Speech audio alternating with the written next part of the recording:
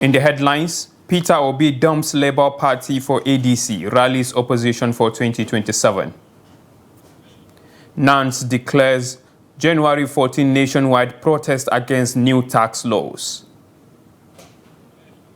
Delta residents anticipate economic growth and improved governance in 2026. On the foreign scene, Mali, Burkina say restricting entry for U.S. nationals in reciprocal move. Hello and welcome to the news update on Trust TV. I am Idris Baturi.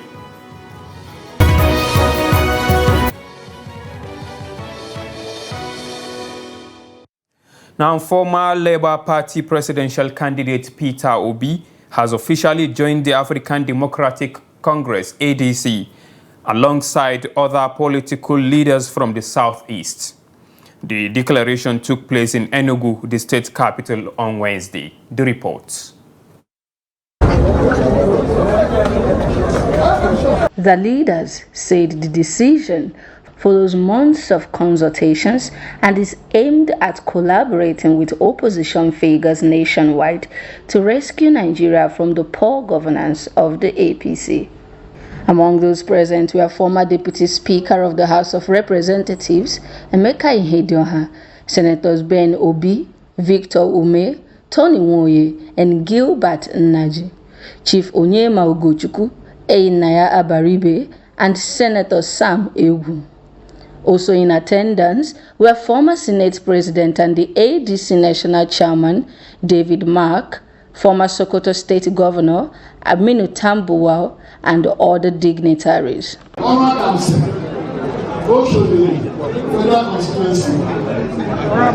In his speech, Obi said his move to the ADC marks the start of a journey to rescue Nigeria from the APC.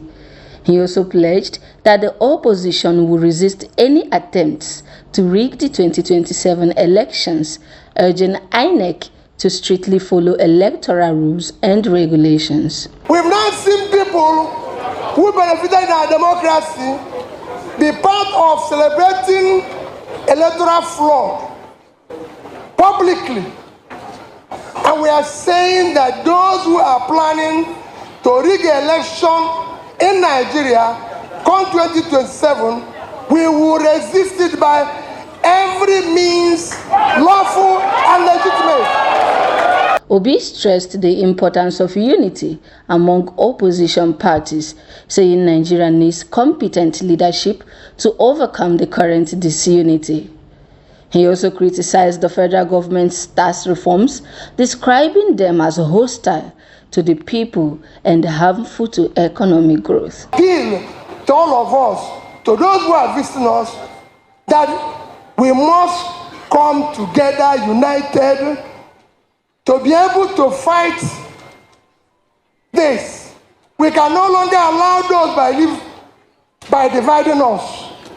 We can no longer allow those who live by making us poor. Nigeria is not a poor country. Peter Obi joins other political heavyweights, including Atiku Abubakar, Rotimi Amechi, and Nasir El-Rufai, who earlier this year declared for the ADC, setting the stage for a major political contest to challenge the APC in the 2027 elections.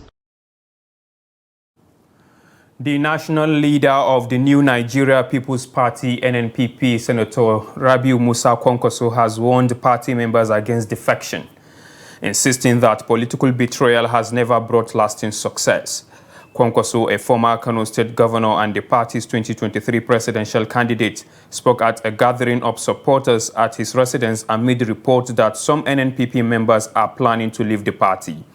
His remarks come as speculation mounts that Kano State Governor Abba Kabir Yusuf may be considering a move from the Kwankwasiya movement to the ruling All Progressives Congress.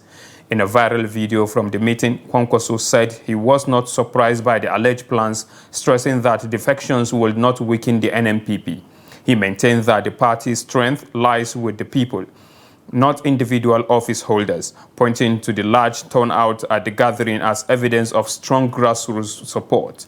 Kwankoso added that the NNPP remains committed to its core principles and progressive politics.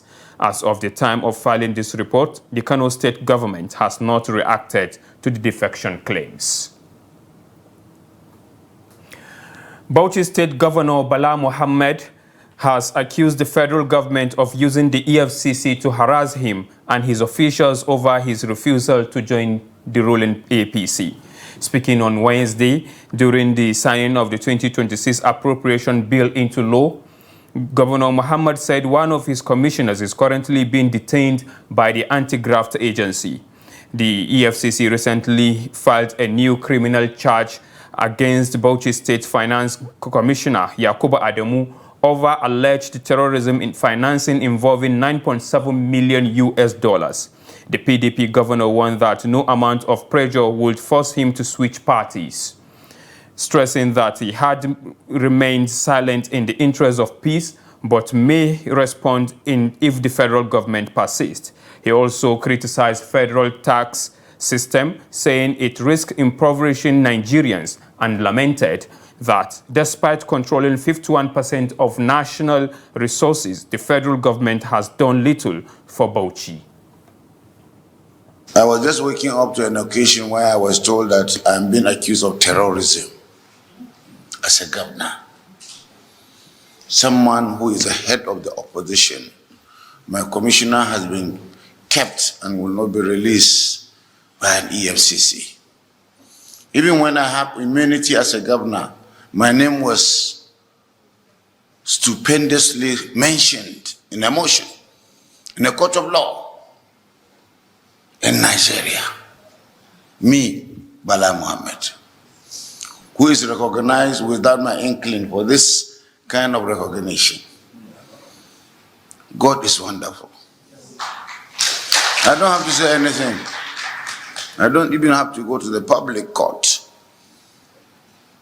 But certainly, politics has become something in Nigeria. But with this kind of people around, Mr. Magui and his colleagues, there is still hope in the country. The APC-led federal government think they can use the courts, the institution of government like the EFCC, to persecute and prosecute Nigerians that are not within their own party. If they don't stop, we are going to declare war.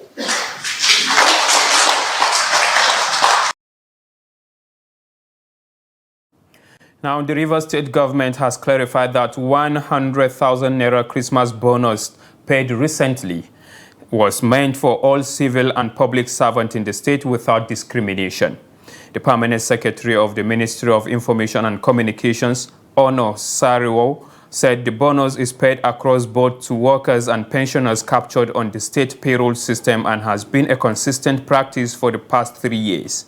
He explained that the payment is a token of appreciation for the dedication and service of public servants and was issued following commendation from Nigerian Labour Congress. The clarification comes after the Rivers State House of Assembly announced it had returned a similar amount credited to lawmakers' personal accounts, describing the transfer as unsolicited and unapproved. The Assembly insisted that all public spending must follow due process and legislative approval. However, the state government reaffirmed Governor Siminalayi Fubara's commitment to workers' welfare, describing labor unions as key partners in the Rivers' first development agenda. Now, the National Association of Nigerian Students has announced plans to stage a nationwide protest on January 14, 2026 over the implementation of newly introduced tax laws. In a statement, NAN's President Olushola Oladoja expressed dissatisfaction with the federal government handling of the reforms, warning that they could worsen economic hardship for students and millions of Nigerians. He accused President Bola Tinubu's advisors of giving misguided advice and faulted the chairman of the Federal Inland Revenue Service, Zach Adedeji, over what he described as inadequate stakeholder consultation.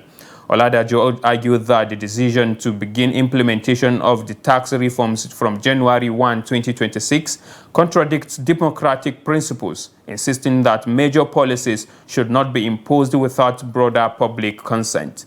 Nance also cited concerns reportedly raised by the National Assembly over discrepancies in the gazetted version of the law. The student body has therefore declared January 14 a National Day of Action, directing its chapter nationwide to stage peaceful protests, including marches to the presidential villa in Abuja. Now, the federal government has reassured Nigerians that the new tax reforms set to take effect January 1, 2026 will not involve automatic debit from personal bank accounts, and individuals will not need to justify transfers. Chairman of the Presidential Committee on Fiscal Policy and Tax Reforms, Oyedele, made the assurance during an interview. Oyedele addressed misconceptions, explaining that the system is simple, transparent, and progressive. Taxpayers declare their income, noting exemptions where applicable, without undue burden. He emphasized that small business and sole proprietors will benefit most, as the reforms prevent progressive taxation and ensure the vulnerable are not unfairly taxed. The new framework, he said, is designed to simplify reporting while promoting fair and equitable taxation across the country. Now, an attack by unknown gunmen on Kunza in Ashige Community, Lafia local government area of Nasarawa State, has left 3 people dead and several others injured. The incident occurred around 10 p.m. on Tuesday in the community located along the Lafia-Shendem Federal Highway, about 50 kilometers from the state capital. Residents linked the attack to lingering tensions between Fulani herdsmen and the community following previous incidents in the area. The Migili ethnic group, which inhabits the community, condemned the attack, describing it as barbaric and threat to peace. President of the Migili Youth Association, Sheikh Oli Christopher, called on the state government to deploy security personnel and ensure the arrest and prosecution of those responsible. Meanwhile, the Nasarawa State Chairman of the Mieti Allah, Baladabo, denied allegations that Fulani herdsmen carried out the attack, urging security agencies to conduct a thorough investigation. The State Police Command confirmed the incident, saying 3 people were killed and 9 others injured. Police Commissioner Shatima Joro Muhammad has ordered a full investigation and deployed tactical teams to restore calm. Now, with just hours to dawn of the new year, residents of Delta State are voicing their hopes and expectations for 2026. Jonathan Awanyai reports from Warri, where optimism for a better year ahead remains strong. And while some residents are hopeful for an improved economic outlook, others stress the urgent need for responsive and responsible governance. His reports. As the calendar counts down to the beginning of another year, a sense of anticipation fills the air. The familiar optimism that comes with the promise of a fresh start. For residents here in Delta State, like many across the country, the new year represents an opportunity for positive change and a chance to overcome the challenges of the past year. That we've seen regarding court cases, the government operation, security operation, and otherwise, favor the bourgeoisie than the proletariat. We see discrimination in the operation of the government, the security, and the court in this 2025, which we see that fundamental human rights as enshrined in the Constitution were not fully respected by the current administration. On that note, I want to appeal to them that since this year is winding down, we are entering 2026, sooner that the fundamental right that enshrined in the Constitution of the Federal Republic of Nigeria must be respected to the latter. Where 2026 is going to be good is that if you check the number 2, is a very good number. It's a number that can divide himself. 2 divide 2 give you 1. 2 can divide 6 give you 3, isn't it? 6 can also divide himself. So it's a multiple breakthrough. It's a year of multiple breakthrough, where mountains will be melted, solutions will be given. So it's a year somebody should look to. Concerns over insecurity and the state of the economy feature prominently in the expectations shared by residents, many of whom said they are dissatisfied with the country's current direction and are eager for meaningful improvement. This new one went so we dey beg government, make government look into this matter. The economy today hard for us. Food stuff is very high. Everything is very high. So we beg government, make government must make our for New Year for better. And this tax matter we talk about so it still not make sense to me because what we say they sell for markets, I don't want to cook. We say our customers they send us money 247. So I don't want to cook, but we beg the government, make government look into the matter for us, make our New Year for better. At least this is one come so the year hard for us to make our next year want us to make the year better for us. I beg government. As voices across the state reflect on the year ahead, the shared hope is for 2026 to bring tangible progress, marked by improved security, responsive leadership, and policies that stimulate economic growth and improve living conditions. Jonathan Awanyai, Trust TV News, Asaba. Is the news update on Trust TV. Coming up ahead.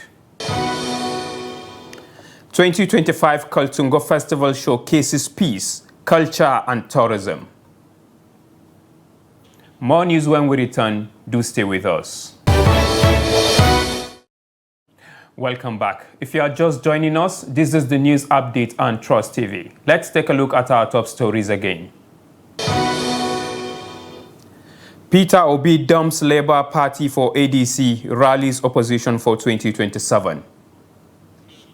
And Nance declares January 14 nationwide protest against new tax laws. Now moving on to more stories, Northern traditional rulers converge in Kaltungo as part of the 2025 Kaltungo Annual Cultural Festival to celebrate the rich cultural heritage, resilience and commitment of the people of the area.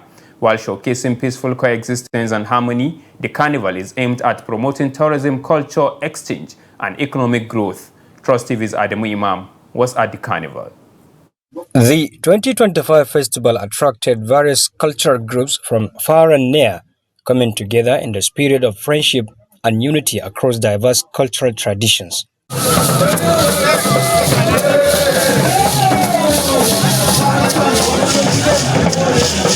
The arrival of the governor of Gombe State, the Mai Kaltungo engineer Saleh Muhammad Umar, alongside emirs, chiefs, and other invited dignitaries from across the region, signaled the official commencement of the festival.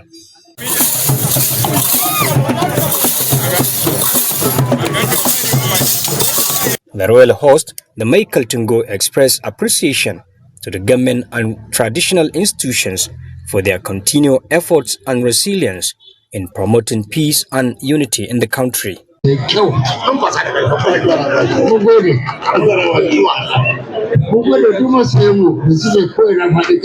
really appreciate our sons and daughters for their constant support and cooperation in this cultural festival, especially Kauran Kaltungo for his tireless effort in promoting our cultural diversity, which is our strength, and for the development of Kaltungo as a people. I urge others to always support our culture and exhibit maturity in handling issues of peace and brotherhood at all times. Kaltungo occupies a unique and significant place in the history and development of Gombe State and Nigeria at large. The town is known for its rich cultural heritage, peaceful coexistence, agricultural strength, and its role as a melting pot of diverse communities living together in harmony. These values are worthy of celebration and preservation for generations yet unborn. Also speaking, the Emir of Hadija, Alhaji Adamu Abubakar Maji, urged the people to continue supporting traditional institutions in their role of fostering unity and development. The festival reached its climax with colorful procession by cultural groups, captivating performance, and the exhibition of traditional meals unique to the Kaltungo people and their neighboring communities. Adam Imam, Trust TV News, Kaltungo. Now, Otolokpo Kingdom in Ika Northeast local government area of Delta State has hosted its annual cultural festival, a colorful celebration of the community's rich heritage and enduring traditions. The event held in the heart of the kingdom brought indigents and guests together, promoting unity, reconciliation, and peaceful coexistence. Jonathan Awanyai completes the reports.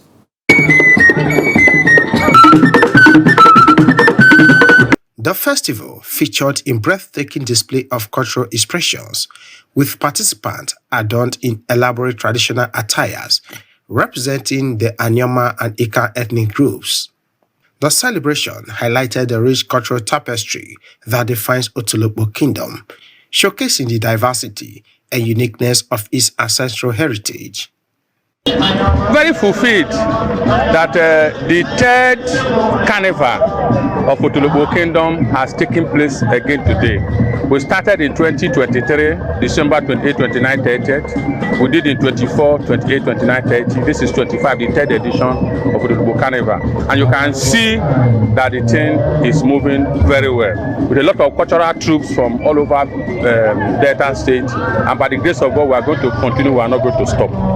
It's a fantastic one, just like we've been doing for the past 3 years. It is loaded with different cultures from different villages in Eka Kingdom. It is an annual ritual, which of course, for this year, there is no difference. It's a thing that we have to thank God for. That even as we are doing it, we have scheduled for 2026 by the special grace of God. Speaking on the significance of the festival, the Obi of Otolokpo Kingdom emphasized that embracing cultural differences requires celebrating diversities through such gatherings. He also underscored the importance of sustained peace and unity among members of the community. Our cultures are coming back speedily, and our youth, that's the only way to go, as a matter of fact, but it is our way of life. Our culture, our tradition is our way of life.